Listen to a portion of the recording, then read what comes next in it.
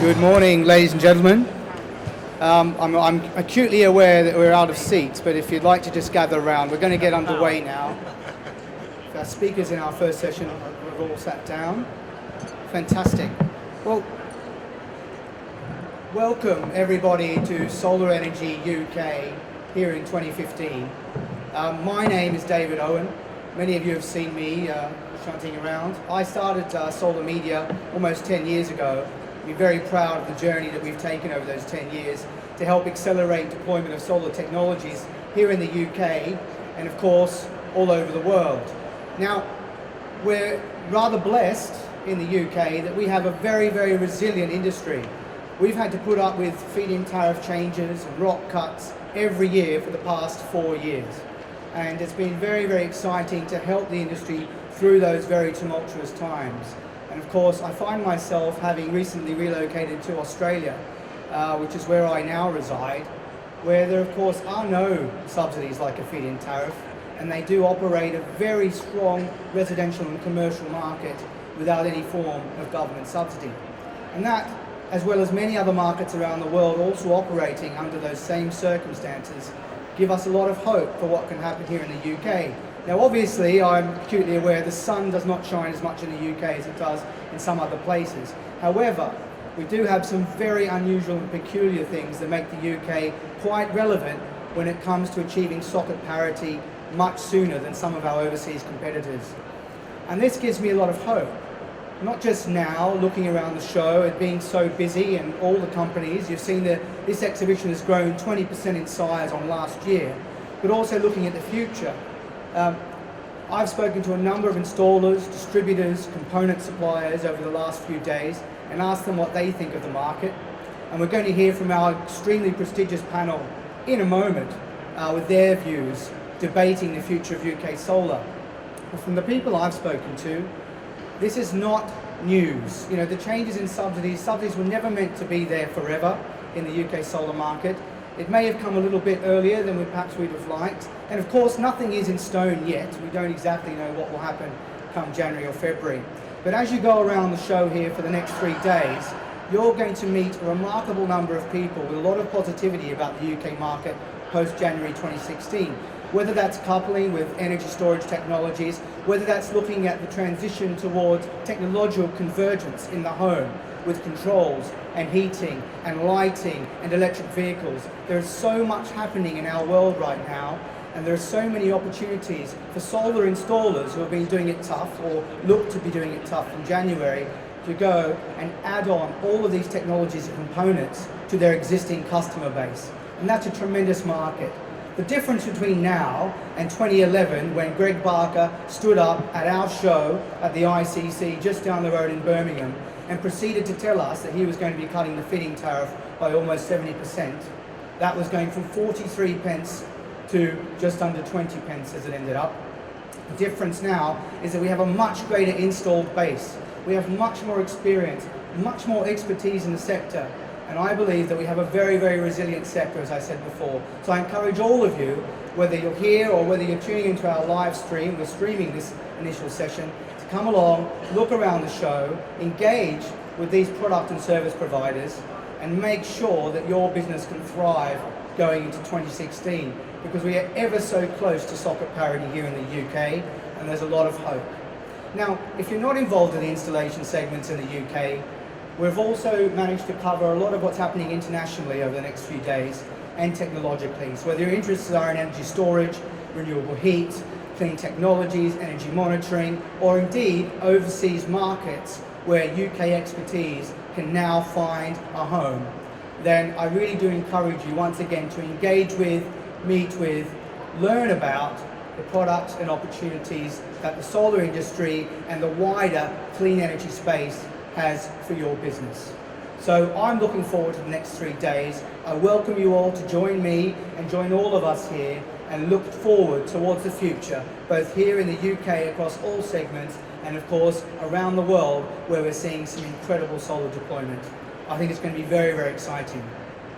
Now, we're going to kick off where everybody's keen, where everyone keeps asking questions, which is, what exactly is that future?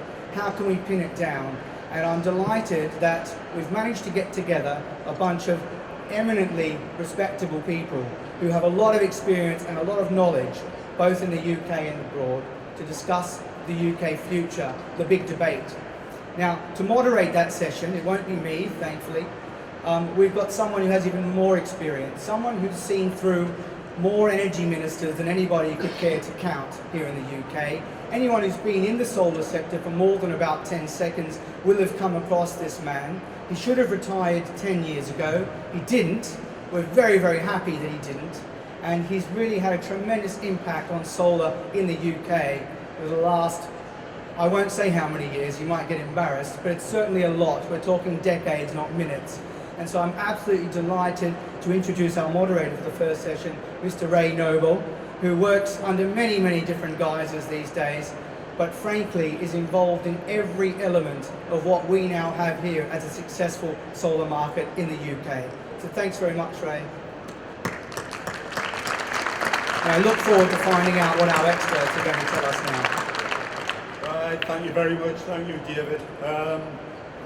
Yeah, when I started in the industry a long time ago, payback periods were 130 years and things like that. I think back to just pre-2010, before we had a feed-in tariff, and the previous 15 years in the UK we struggled to put 26 megawatt in. We thought we were doing good doing 26 megawatt.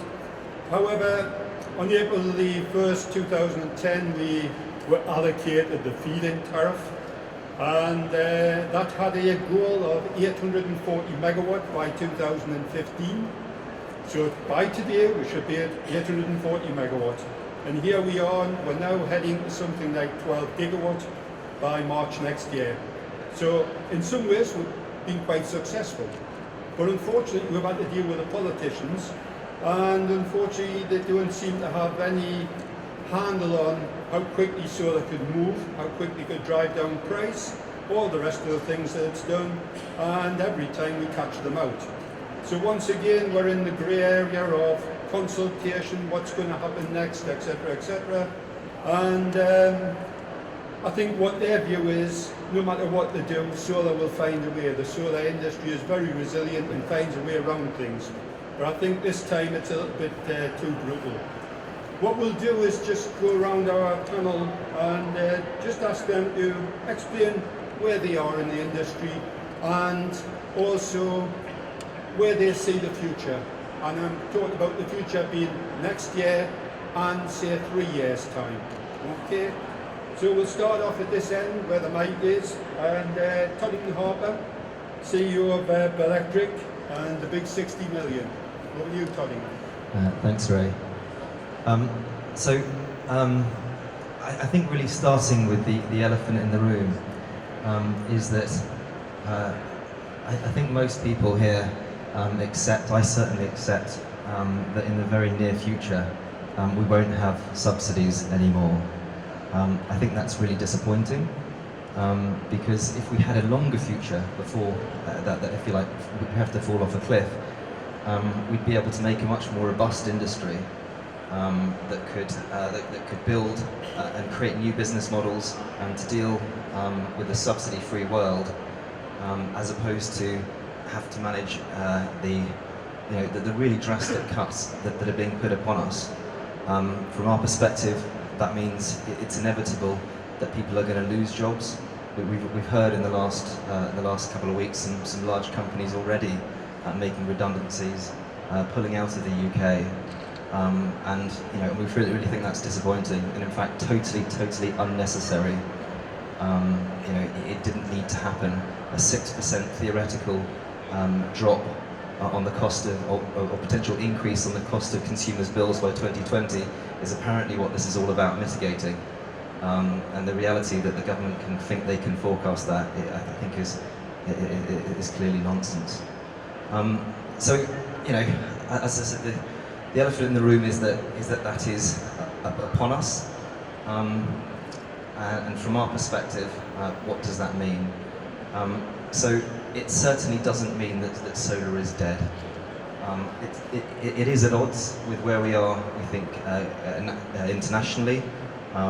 In December, there was going to be a global agreement we expect to succeed the Kyoto Protocol in Paris, where it's necessary that the world must come together to avert climate change, and it's clear for the direction of many countries such as China and the US, who now seem to be leading, that we need to be accelerating efforts, not decelerating them. Notwithstanding the fact that that's not what's going to be happening here, what we do look forward to is the opportunity of creating a new industry, if you like, evolving, because make no bones about it, in my opinion, businesses must evolve or die. If your business is based on subsidies and subsidies are going, then you must have to create a new business that isn't based on subsidies. And in many ways that is quite exciting, because whilst it's a challenging process to get there, if we can get ourselves into a position whereby this time next year or the year after that, we're not sort of saying, you know, a new government has stepped into power and they've taken away our control, they've taken away our power, we're no longer able to do what we wanted to do because a politician who's got a different opinion to we do has been in a position that they can do that. So we really look forward to the ability to take that power away from them by creating a new industry or new business models that rely on the solar power that we're generating and valuing that power as opposed to just the subsidies. So I've probably gone on quite enough, but just a couple of elements to explain how we think we can do that. So a key element of it, from a technology perspective, is energy storage. People, the government, so on, talk about intermittent solar energy solutions, intermittent renewables, but it is possible with energy storage to regulate the supply of energy from renewable energy projects and turn renewable energy projects from intermittent energy providers to reliable providers of energy for the national grid, which in addition to providing regular output can also stabilise the frequency, can stabilise voltage, and can actually fix energy problems rather than create them. And for everybody amongst us who's been applying for grid connections and hasn't been able to get them recently, that's an exciting thing to be able to come with. So in addition to energy storage, we clearly need to find a way of substituting or mitigating the fact that we've lost from a, let's say, large-scale solar farm perspective, at least 50% of our revenue. So one way to get there is by providing lower cost of capital. And of course, lower cost of capital is quite tricky in a riskier world. And something that came out yesterday, I don't know if people saw, is that Carlton Power announced that they are trying to build a 1.9 gigawatt gas power plant. And actually they've now pulled out of they have been unable to find funding, as that key piece of their business model was based on the capacity markets. And as a result of people losing confidence in solar and in wind, the government changing subsidies, that's had a knock-on effect to gas as well. So we're in a more unstable market. So how do we create lower cost of capital? And I won't spend much time talking about that, but clearly one of the ways that we think you can do that is by providing more innovative PPAs, power purchase agreements, and also working behind the meter. So that's some thoughts from me. Thanks, guys. Thanks, Paddington. Next, Alistair Cameron, Renewable Energy and Climate Change Campaigner to Friends of the Earth. Interesting to hear what you believe could be done. Yeah, oh gosh, it's very loud. Okay, my name's Alistair Cameron. I'm a campaigner at Friends of the Earth, which at the moment unfortunately feels a little bit like being an undertaker. We've essentially watched all the renewable energy policies being taken out one by one in the last 6 months and buried in a hole somewhere in DEC, and there is no particular sign of any new ones coming along just yet.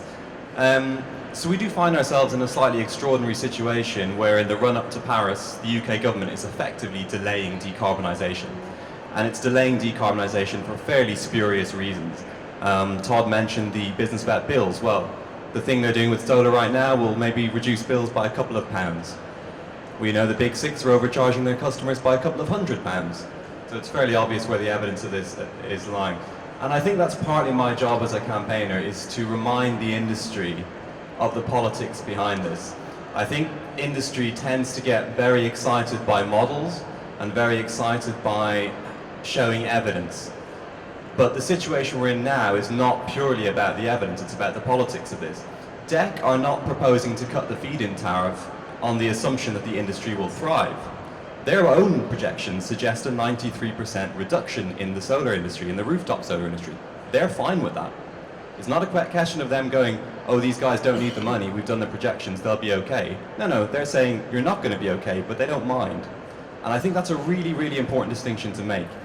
Because while in the long term, I'm hugely optimistic about the future of solar and other renewables. I mean, undoubtedly, they're going to be probably the most important technology of the 21st century. We could be in for a very rough few years. And I think a lot of companies might go bust, a lot of people might lose their jobs, and we may see a much smaller market. And why does that concern Friends of the Earth? Well, we don't have any particular interest in seeing the solar industry limp along. We see the solar industry as a really, really important plank of not only decarbonisation, but including the public in that decarbonisation.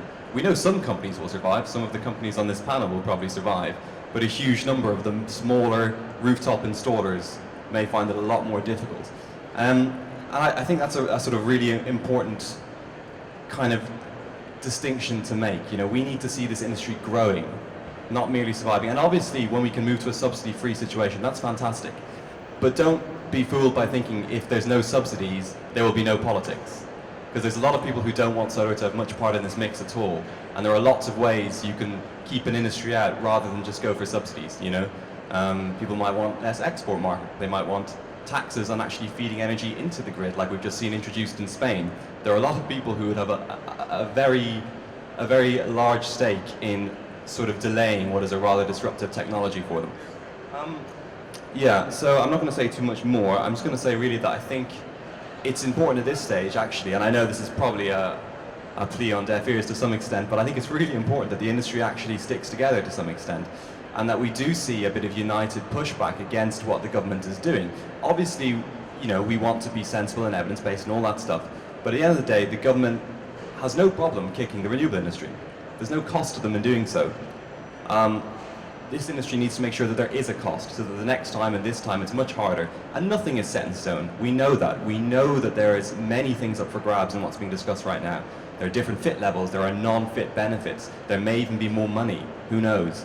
But the only way you're going to get it is by asking for it. We do this all the time. We're always told there's no more money. There's money if you make enough noise. Thank you, Alistair. Next, Merlin Hyman. Now, Merlin's Chief Executive Regen Southwest, and he's got more solar than anyone else. He's also just had the FIT team down, who were a bit of a disaster, I gather. Would you like to comment? Thank you very much, Ray. It was an interesting session with the DEC feed-in tariff team and lots of local companies who've been doing solar in the southwest. I think feisty might be a good description. As Ray said, from Regen Southwest, we're a not-for-profit.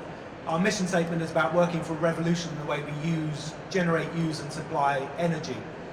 And I think that's, you know, it's important to remind ourselves that is what has been happening in the last few years here and across the world. And it is a revolution in energy which is happening at really a pretty extraordinary speed. And if you look back, for example, to the last industrial revolution and how long energy transformation took there, we're seeing the transformation of our energy system happening at a really quite remarkable rate. And I guess in some ways that's what's kind of so frustrating about what you see at the moment from the government. It seems almost like a sort of denial of the future, a sort of King Canute-like moment of holding it back.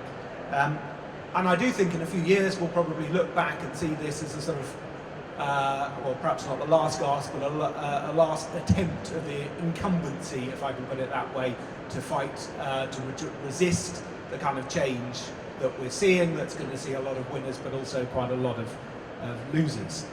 And that, as we move through to, as we sort of, you know, go through the transition in the next few years, which was clearly going to be a challenge, I think one thing, and Alistair's already referred to this, is that we have to get much better, and I think this episode should have taught us, we have to get much better at the politics and the policy. I think as an industry, as a sector, we have been, and still are to an extent, kind of slightly naive about the way policy works. If you look at more established industries, oil and gas, for example, this is a game they're much better at, they understand. As a still a fairly new industry, an SME-based industry, our ability to influence is still, we're still not good enough. We're still too naive. And I have had almost countless people come to me and say, Merlin, there's this really good argument as to why we need to keep FITs and things for another few years. And if you just get that to the right person in government, that will be fine, and they'll finally understand. And it's a sort of a naivety I think we still have about the way power works and the way that we have to have an influence. And so part of a successful transition is, yes, going to be all about new business models, but it's also going to be about maturing and growing up as an industry and understanding how to influence policy. Because the energy policy market, even without subsidies, is always going to be policy affected. There's never been a time in human history where energy has been free of political, in one sense or another, interference. So don't expect a sort of post-subsidy to be a nirvana of no government. That's not going to be the way it works. So we'll still have to have political influence, and we're going to have to get much better at it, rather than just complaining about what government does when we don't like it. And linked to that is, I think we need to get much better about bringing the public with us. You know, it's been too short term often, this industry, rushing to the next subsidy. We haven't done enough to build a popular movement around that, which this industry has every chance to do. We haven't seized those opportunities. But just imagine where you are if you have that public and community with you. So on Friday, Regen's organising a community energy day of action. We've got 30 communities going to see their local MPs all on the same day. If we can mobilise that kind of movement by working genuinely hard with it, I know it's sometimes more complicated, then this industry will be in a much stronger position in the future and have a political voice which government can't ignore. Thank you. Thank you, Merlin. Over now to Nick Boyle. He's got the most solar in the country, so what's your views on tomorrow and the future? I want to say up front, unlike Merlin, we most definitely are for profit, and hopefully the rest of you in the room are for profit as well. And I think certainly the last announcements over the last number of weeks, obviously put significant pressure on just that. However, I want to start with a positive and then maybe sort of slide downhill to a negative. One of the things I think that is definitely we look forward to is having a situation where we are subsidy free. And I appreciate the fact that politics will still obviously play a part in planning and other elements. But one of the things I find extremely difficult to palate or very unpalatable as a sort of a CEO of a business like ours is that we have three people at the decision-making table. We have our financiers at the table, we have ourselves at the table, and then we have the government at the table. And I have absolutely no way of controlling what the government does, what the message is, and the levels of the tariff. So certainly from our perspective, the last 5 years has been a roller coaster, but it's been a roller coaster because of the fact that every time we did well, we were rewarded as an industry for deploying large amounts of solar by having the tariff cut and cut repeatedly. And I definitely look forward to a world where we're not going to have to deal with that.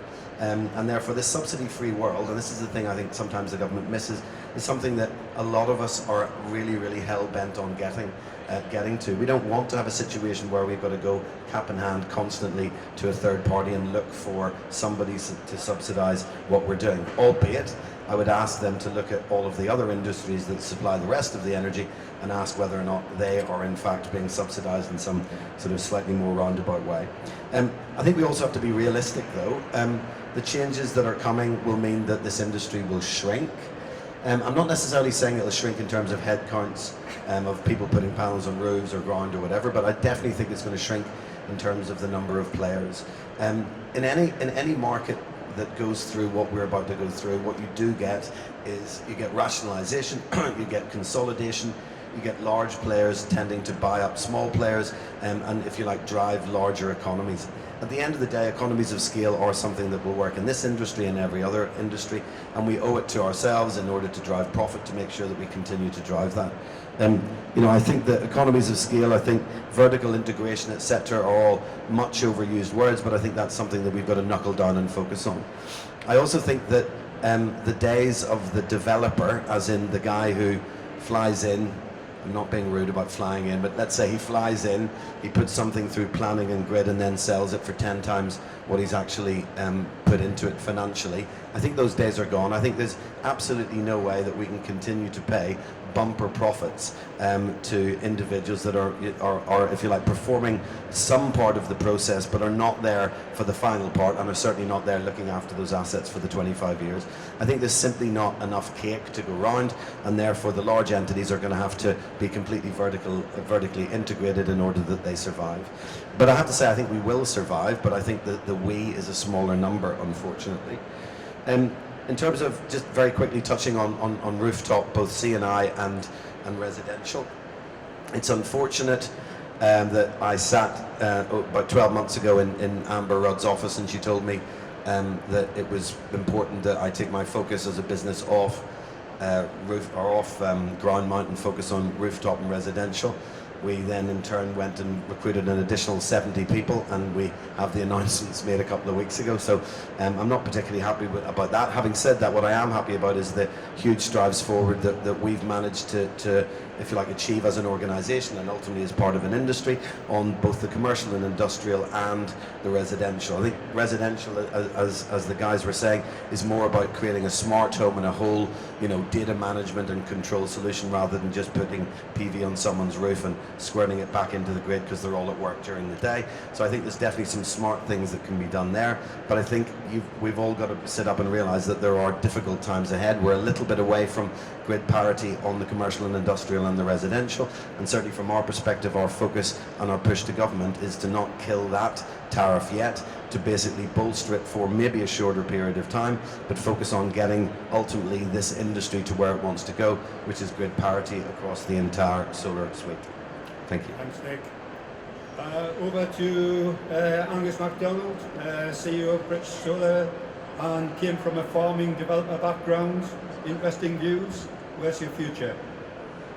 I'm very pleased Nick didn't mention the rugby. It's the first time for the morning, at least. So we've been very focused on being an integrated business, which we feel is going to be crucial for the future.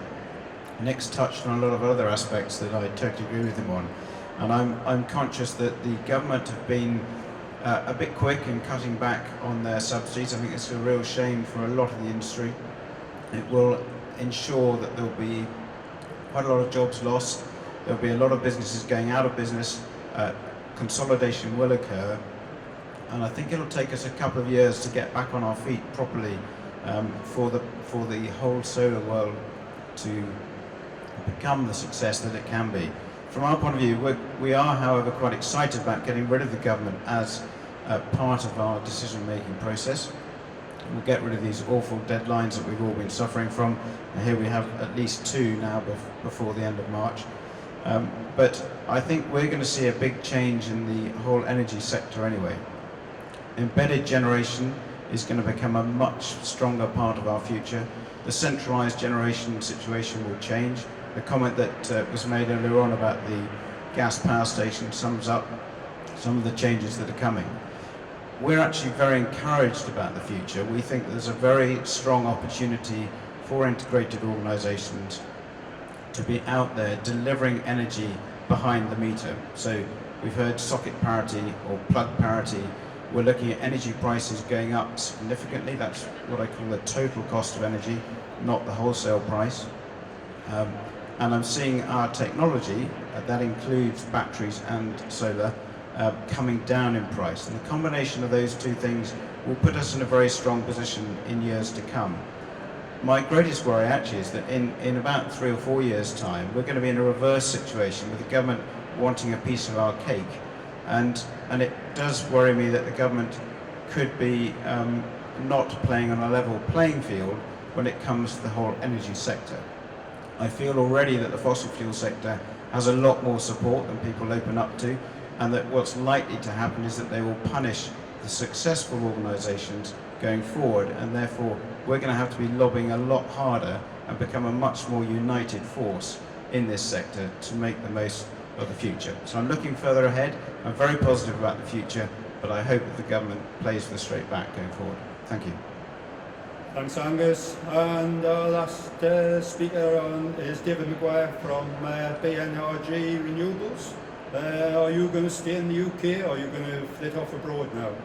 Yeah, I think, Ray, I've been asked that a few times. Every review we have,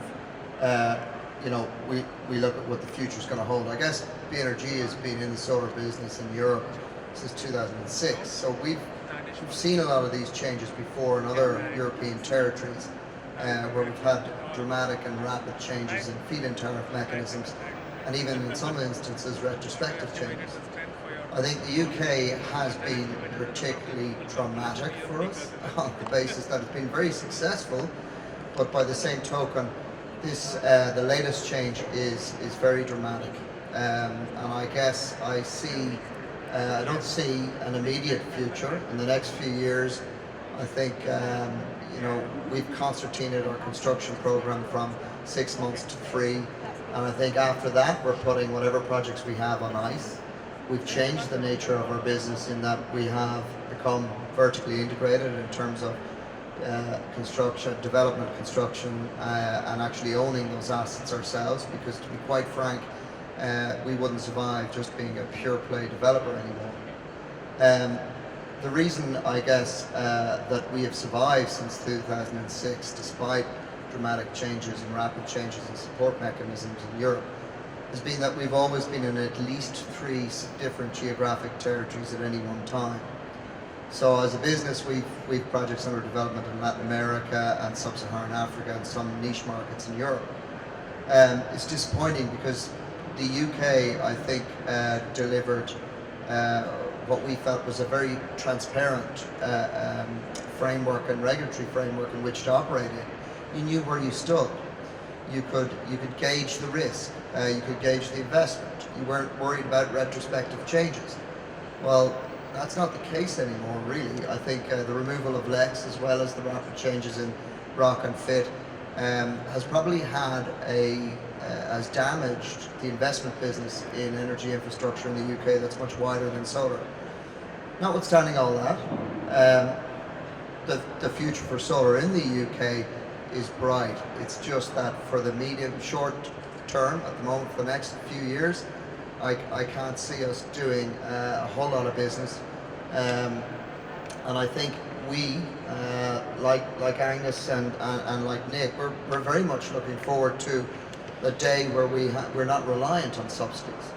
But I also share Angus's fear that as soon as industry starts to become, quite successful and profits are starting to be made, I think then you'll have the government look to tax those at higher or revised rates, and that we've seen that in other jurisdictions as well.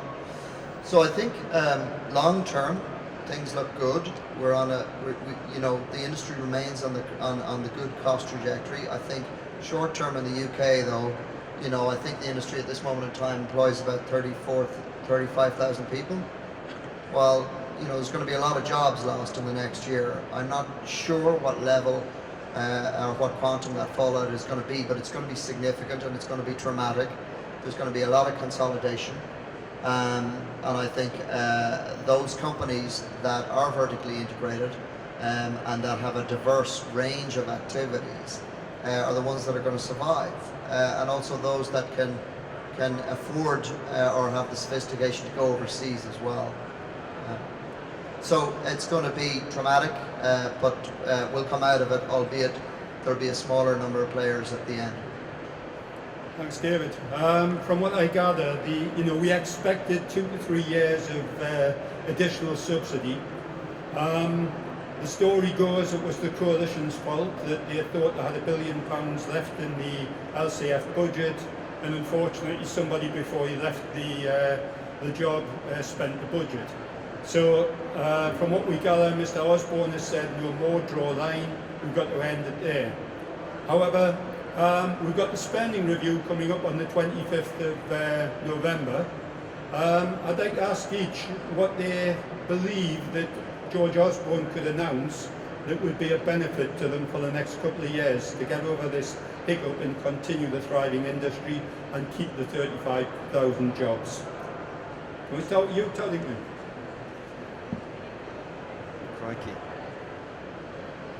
Crikey. Are you really asking whether we think George Osborne is going to announce anything positive? That wasn't something I prepared for. You may as well shock him. Yeah, I mean, it seems from at least how I / a number of people I know read the situation that what George Osborne seems fixated on is large infrastructure projects. He's out there in China, bidding the Chinese to build nuclear power stations. He's trying to push forward the most expensive power station ever built in the world, ever, at a huge subsidy for 35 years, starting in God knows how many years, and putting goodness knows how much on the tax bill. And he's clearly mad keen on fracking, from what we can gather. I think the only good thing possibly that might come out of this is following the comment earlier. We have been very consistent as an industry in telling the government that if you make these sorts of changes that mean that investors lose confidence, it's not just solar and wind that you should be worried about. It's the energy industry as a whole, the EMR as a whole.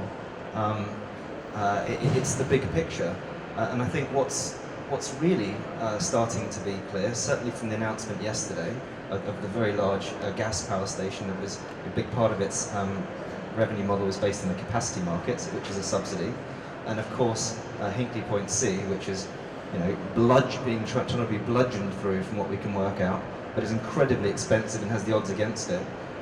If what we're starting to see is that people are losing confidence in subsidies from this government, then I think the best thing that we could, hope for is for Mr. Osborne to recognise that in terms of his overall goals, because I can't personally see him becoming a solar and wind convert overnight, it just doesn't feel like his DNA, perhaps he could realise that his actions in one area are potentially greatly affecting his actions in another area, and I think the best we could hope for would be for some respite, if you like, that would benefit us, but also would benefit his longer term activities in the process. Yeah.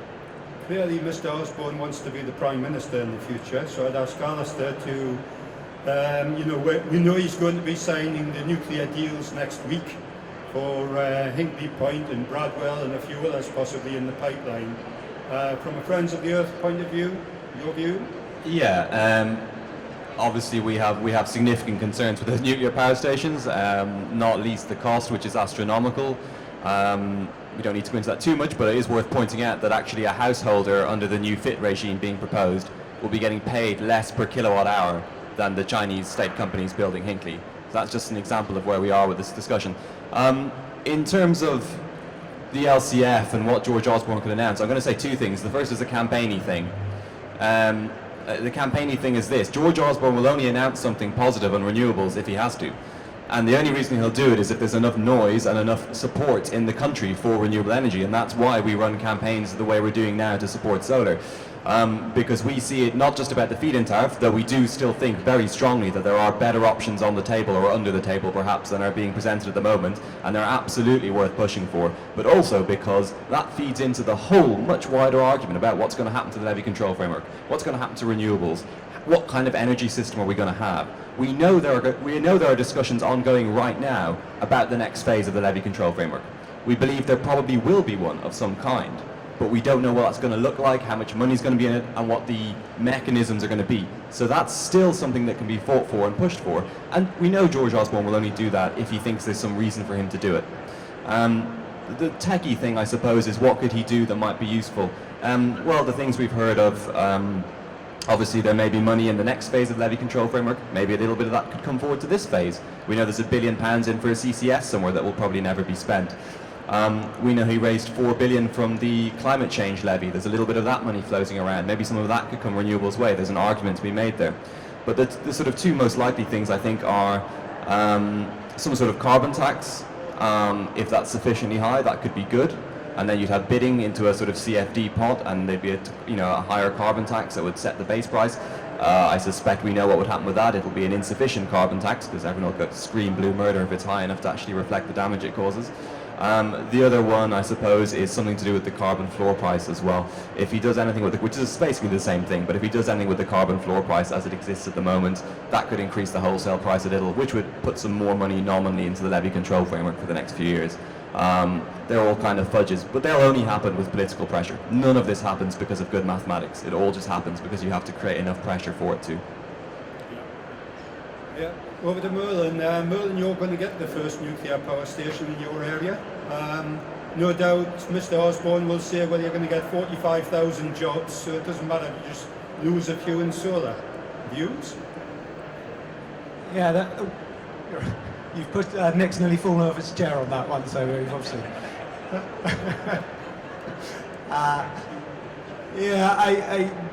You can just. We've been told Hinkley's about to be built for quite a few years, so we'll believe it when we see it. Looking spending review, policy announcements. This government's clearly come into power without much of a plan around energy, and I think they've just begun to wake up to that. I think someone in the Treasury has noticed 25% of our electricity comes from renewables, and they're thinking, how the hell did that happen? I don't remember saying anything about that. So I think there's a kind of realization there isn't very much positive policy or plan. And actually, if you look at the Infrastructure Commission that was announced at the Tory Party conference under Lord Andrew Adonis, and you look at the remit and the terms and conditions for that under the Treasury website, you'll see that energy is square in the middle of it. So essentially, what it sort of feels like is Treasury has said, well, we're not quite sure what to do about this, we don't trust DEC, we're going to give energy policy future to the Infrastructure Commission to figure out, and it includes details of things like energy networks, etc. And it may also be a more politically palatable way of backing down from certain types of things to use an independent body. So I think you might want to look at the Infrastructure Commission as much as the spending review. We're also expecting a kind of reset speech, as it's coined in the term from Amber Rudd, before Paris, trying to say something positive about what we are going to do on renewables. I think that's probably going to be fairly policy light, but you might see something in that. Somewhere in the mix of all that, I think you're going to see, you may well see the government coming out and saying we're going to phase out coal as its kind of big environmental commitment, and they'll point towards that when they were asked about decarbonisation in the future and climate change. So somewhere there's a lot of debate and discussion about that going on as well. So I think those are some of the big announcements, but exactly as Alistair said, in the end this is all up to play for. It's all about the political voice, it's all about us having a voice, and as I go back to my earlier point, we need as an industry to get much savvier and more mature about how we have that influence going forward.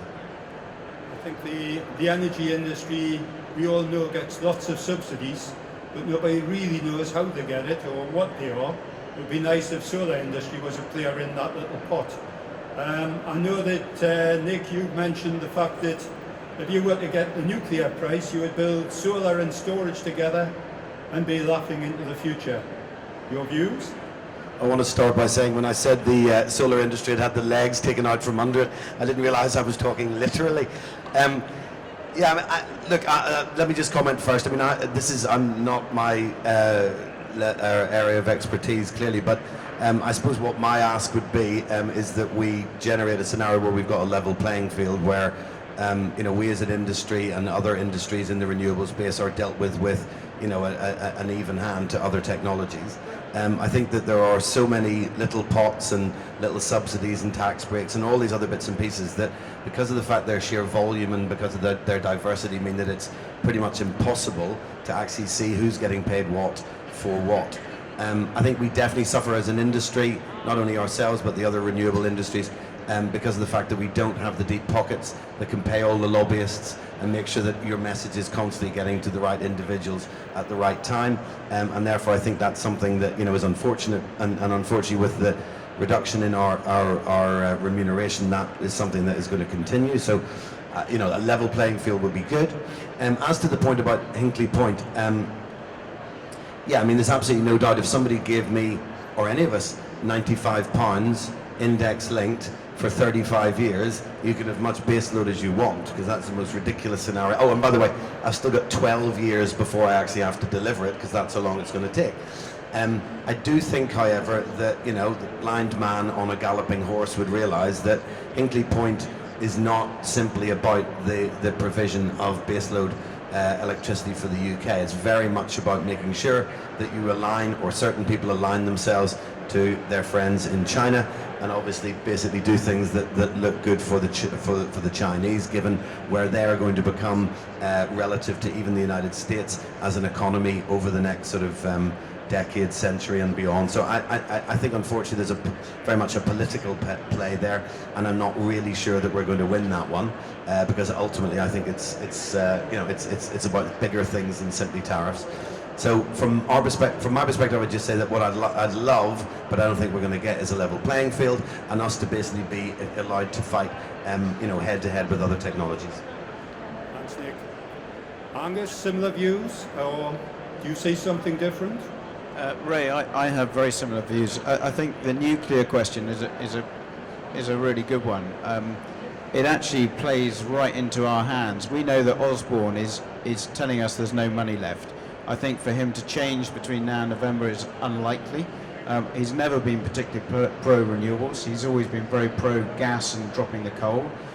So we've got to be realistic about what's going to happen. I think the pricing for the nuclear it's simply extraordinary. And I don't think taxpayers understand quite what legacy this government is going to leave them with in terms of their energy pricing. And actually, from our perspective, as sad as this is for the commercial customers and the residential customers, it's going to drive the price of electricity up, particularly the total cost of electricity, which I mentioned earlier on. So, in summary, I think he's going to inadvertently help our industry for the future, but he's certainly not going to help it in the short term, in my view. And to you, David, your views? Well, I think a little bit like Nick Boyle's chair at the moment. Nick kind of represents the solar industry. He's got 3 legs on his stool, and George Osborne's just pulled one away. So Nick's going to have a really sore arse shortly, I think.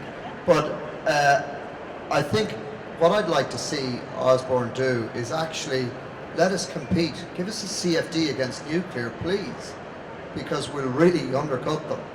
And I think, to Nick's point, in terms of sort of base load, we, at that price point, over 35 years index linked, we could afford to provide base load. And more than that, we're future-proofing the UK. We're future-proofing the UK for distributed generation, because the old centralised generation model is being stripped away, you know, in Europe. And I think it would be very sensible and very robust to allow us to compete on that basis. It just makes sense no matter what way you look at it. I think you've all mentioned storage as being something you could provide, etc. The storage side of things, the shock to the industry, or the global industry, was created by Tesla when they said where the price of storage was going to be in 2 or 3 years' time. That's woken up other people in the storage industry who probably knew that in any case, but didn't have the method to get the message out. Do you see storage coming along within this 2-year period whereby you will be giving base load, or you will be mixing it with PPAs, etc., and not putting energy into the grid? To me again. So I think from my perspective, there's no question. There's no question that storage is absolutely essential, and will only really increase in capacity. You know, my kind of background is I was born into a world with energy storage. My father did the first ever solar projects in the Middle East. He actually worked out a business model for solar 45 years ago for Saudi Aramco, because he worked out the only company that could actually afford solar energy would be Aramco, the oil company, to provide cathodic protection of their pipelines in the middle of the desert, when you otherwise had to service them with diesel generators, and the just extraordinary cost of doing so meant that there was a viable business model.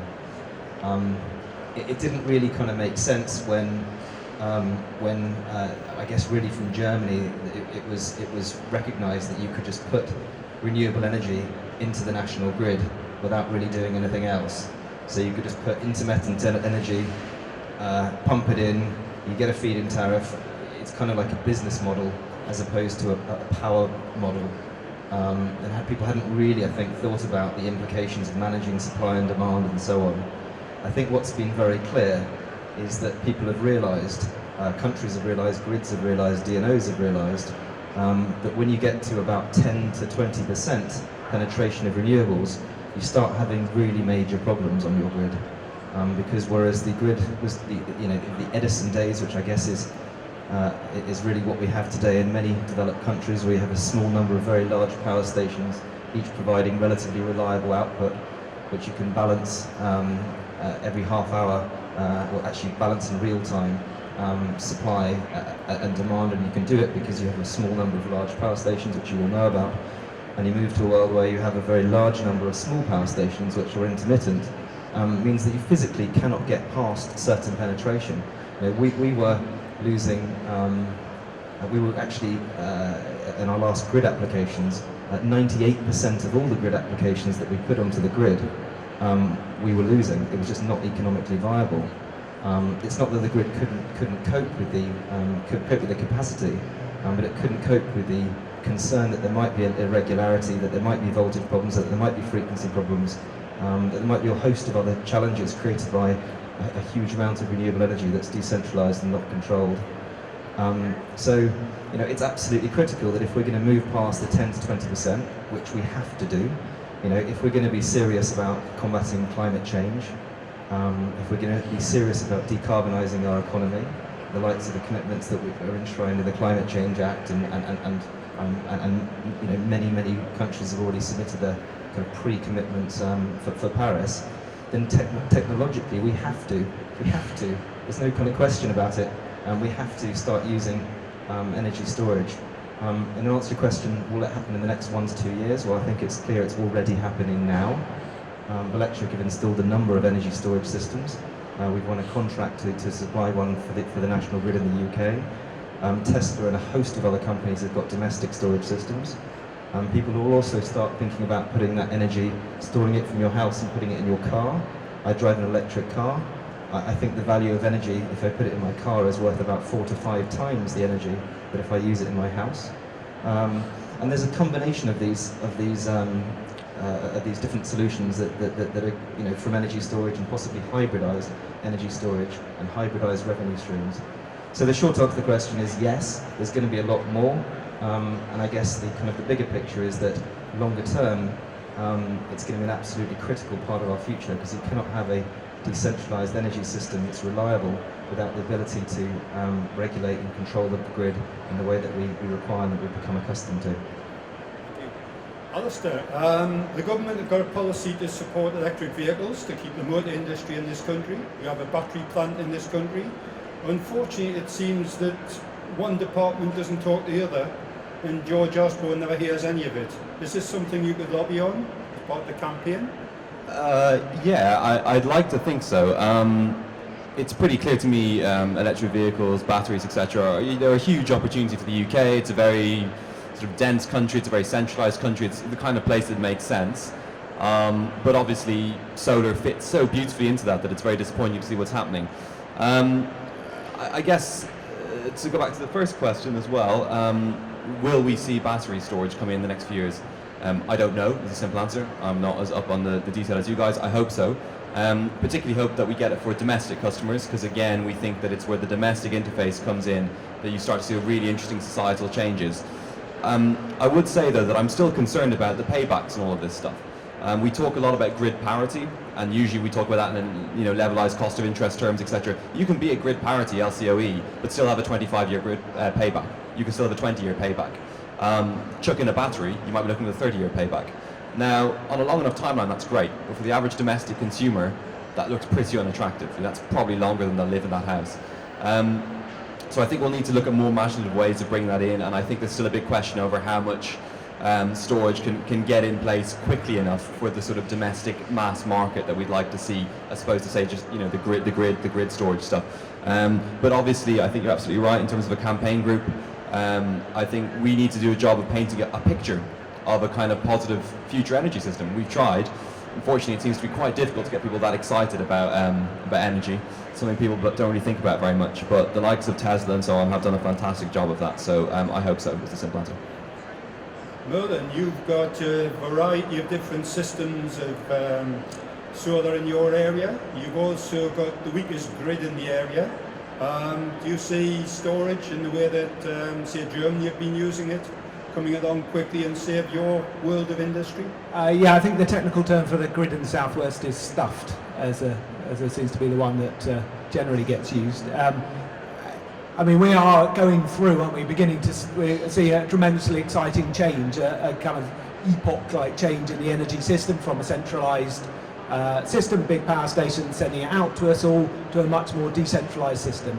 And I think that involves a lot of change in the technology, storage, the way it's used.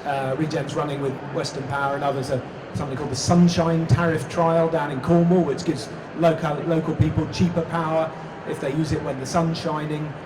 So these kind of it's not just going to be about storage, it's going to be a lot about demand side, it's going to be a lot about smarter use of energy. And that is starting to happen. And I think I make 2 points. Firstly, the kind of institutional systems are beginning to shift. So that sunshine tariff is funded by Western Power Distribution and Ofgem. We chair a part of one of the National Smart Grid Working Group work streams, which is kind of coming out with all these kind of radical ideas, and even you see it with Ofgem. And I think there's a recognition in the kind of institutional regulatory framework infrastructure position that this is going to happen in the next 10 to 15 years. And when you ask them straight, they're not that bothered by the fact that the UK government switched going somewhere else for a couple of years. They're pretty clear that in their kind of, in the way that they invest in, for example, the grid, long-term investments, you have to think long-term, and we are switching towards a decentralised system. The other point I'd make, which though, is that we talked a lot about technology, but in a more decentralised system or household system, let's not forget it's all about people as well. It's about people's decision making. And if we have some dream here that we're going to go in and fit some very clever technology, and people are, and that's all going to work, we don't have to worry about people, then we're going to come an awful cropper. The Daily Mail story of the kind of the spy in your fridge is already, I think, they've already run that a couple of years ago. We've hardly started. So we need to work in a decentralised energy revolution. We need to involve people, local communities as active participants in that change. And that, I think, perhaps will be one part of the biggest challenge for industry over the next few years in driving this kind of technological and behavioural revolution in the way we use energy. Nick, in terms of the motor industry, a lot of the cars are sold without a battery, and then you lease the battery. Would that be a way of the energy industry working? Thanks for asking me a question on a topic I know loads about. Not. Can I answer the first question and then I'll come back to that one, and hopefully I'll forget to come back to that one. I mean, the first thing I would say is there's absolutely no doubt that batteries are definitely the holy grail for intermittent technologies such as solar. The ability to make, what we produce electricity deliver as baseload is ultimately, the end game for us. And I think that's true whether or not you're talking about large, acre sites connecting to the grid, or whether you're talking about commercial and industrial buildings having their own battery, or whether you're talking residential, which is ultimately, certainly for us, that's where we were concentrating on. And I think whether it's, as I said, controlling the grid, whether it's load shifting, whether it's for demand response, ultimately it's only good news. However, referring now to the elephant in the room when it comes to battery storage, is pricing. And what we saw with the solar industry between 2007 and 2013 was a reduction from, I think, 3.6 million euros a megawatt to around 450,000 euros a megawatt, which is absolutely metamorphoses the ability to deploy solar. The same needs to happen with batteries. The problem is that the only reason why the solar industry was able to do that was because of volume. And this is the unfortunate circle here. Volume will drive down price, but you can't drive down price, if price isn't driven down, then you can't actually get the volume because it's not cost effective. Therefore, I absolutely, definitely think that we need to get to a situation where government supports and kickstarts the whole battery world. We have a report coming out with a number of other partners written by KPMG, and one of the suggestions that we have in there is that we have a time and money bound support mechanism for the install of batteries, whether that's residential, whether that's commercial and industrial. I don't think the large scale necessarily, but certainly to kickstart batteries as a viable proposition within the home.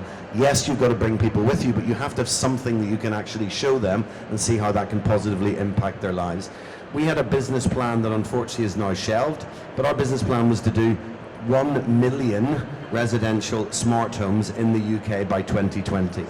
1 million residential installs, if each of them had a 5 kilowatt battery, is 5 gigawatts of batteries that are all connected up for demand response and all those other nice things. That changes the landscape in the UK, and that illustrates how batteries can completely metamorphose where we are today.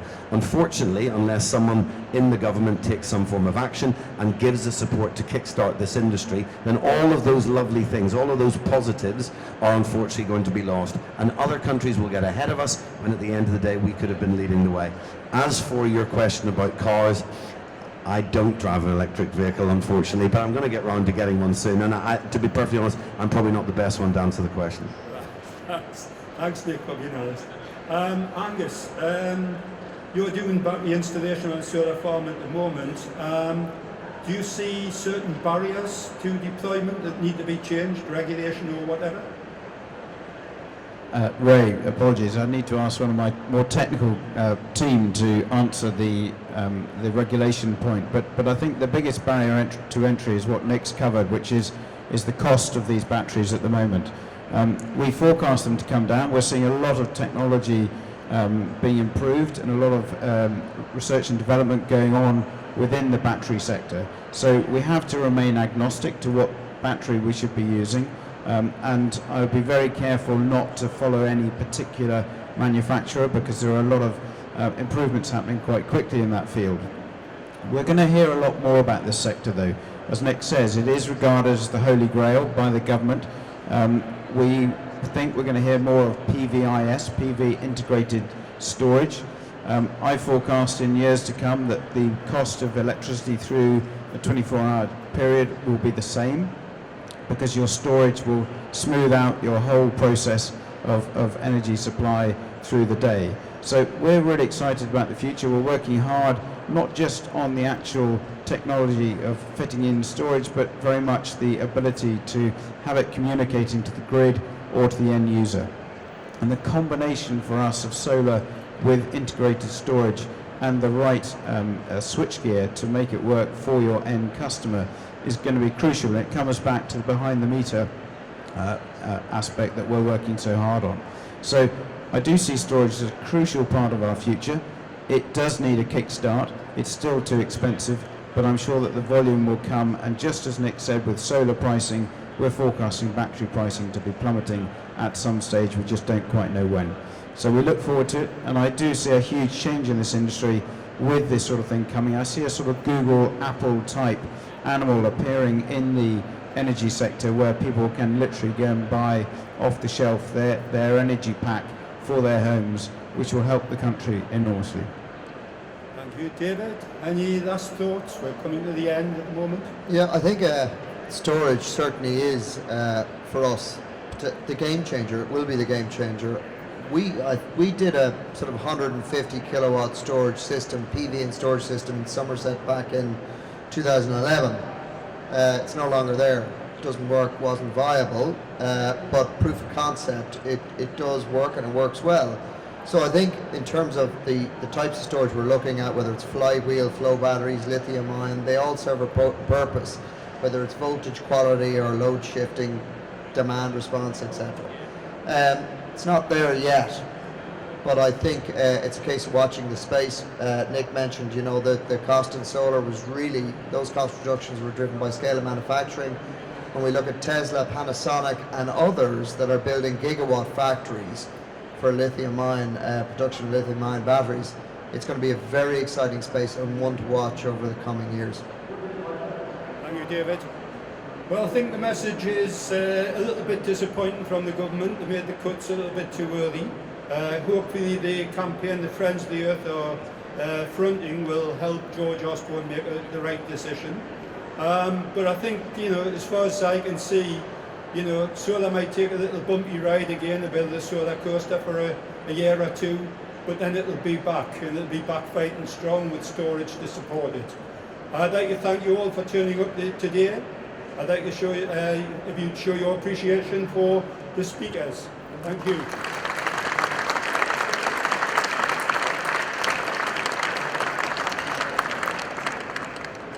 Thank you very much, Ray. Thank you very much, gentlemen. I'd like to invite our next panellists to join the stage now. We'll do a quick switch around with